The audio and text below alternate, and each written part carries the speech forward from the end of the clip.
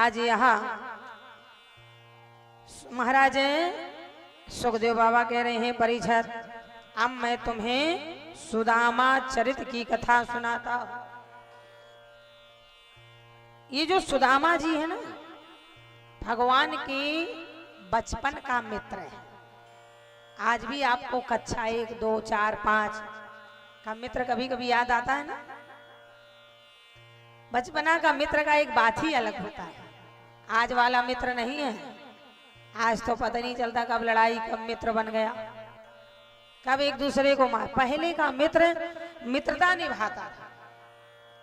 ये वही भगवान का मित्र है जो उज्जैन में सांदीपन गुरु के यहाँ विद्याधन में मिले थे। पहले गोकुल में रहा जाता, गुरुकुल में रहा जाता था, और गुरुकुल में गुरु माता बच्चे जैसा स्नेह, प्रेम, लाड़ दुलार, प्यार करती थी मैया गुरु माता। और पहले सब काम भी करते थे, लकड़ी लाना, आश्रम झाड़ना बुहारना, भोजन बनाना। गुरु माता ने कहा जाओ लकड़ी ले आओ। कृष्ण और सुदामा, पहले यही था। थोड़ा सा चना रखा था, भूंज करके नमक मिला के पोटली में बांध दिया। भूख लगे तो खा लेना, सुदामा तुम बड़े हो, कृष्ण छोटा है, याद रखना, ध्यान से खिला देना। सुदामा जी बोले हाँ भैया। पर लकड़ी भी ना, बड़ी जोर से आंधी आया, पानी आ गया, और आंधी पानी बरसा, पेड़ में चढ़ गए। रात हो गई, रात भर वहीं गुजारी।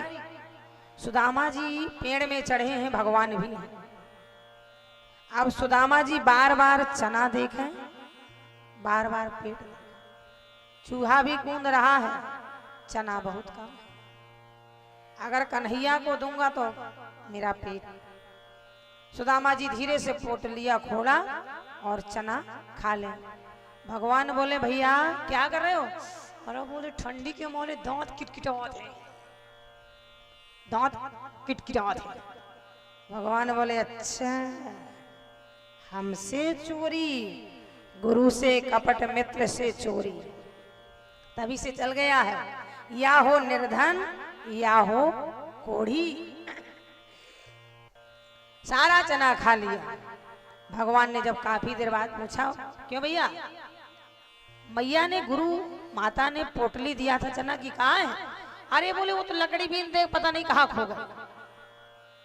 भगवान ने भी कह दिया जाओ सुदामा, जब तक आप मेरी शरण में नहीं आओगे हमेशा दरिद्र ही रहोगे। आज वही सुदामा, सुदामा नगरी में 5 बेटा हैं, सुशीला जैसी पत्नी है। सारा दिन भिक्षा मांगे पर भूखे पेट सो जाए। विप्र सुदामा बसत हैं सदा अपने धाम, भिक्षा करी भोजन करें ये जपे हरि नाम। ताकि घरणी पतिव्रता गहे वेद की रीत, सुबद सुशील सुलक्षयति पति सेवा सौंपी। सुशीला जी ने एक दिन हाथ जोड़ के कहा, पंडित जी हमने सुना है कि आपका मित्र द्वारकाधीश। सुदामा जी बोले भगवान पे ध्यान दे, द्वारकाधीश पे ध्यान नहीं दे। जो हमारा कर्म है वो दे। फटी साड़ी, घर में खाने को भी नहीं है, बच्चों की भी कपड़े नहीं है। शिक्षक हैं सिगरे जग को तिए, ताको कहाँ अब देते हैं शिक्षा। ते जप के परलोक सुधारत, संपत्ति की तिनको नहीं इच्छा। मेरे ही हरि के पद पंकज, 12,000 लो देख परीक्षा। और को धन चाहिए बावरी, बावन के धन केवल भिक्षा। ब्राह्मण संतोषी होना चाहिए, जो भाग में होगा वो आ जाएगा, और जो भाग में नहीं है आया हुआ भाग जाएगा। समझ रहे हैं? भाग में है कहीं नहीं जाएगा, सब आ जाएगा। और अगर नहीं है भाग में, जबरदस्ती किया है जमान तो आया हुआ भी भाग जाएगा, आया हुआ भी भाग जाएगा। इसीलिए देने वाला वो है, दिलाने वाला वो है। तुम निमित्त हो, हम निमित्त हैं, करता धरता वो है।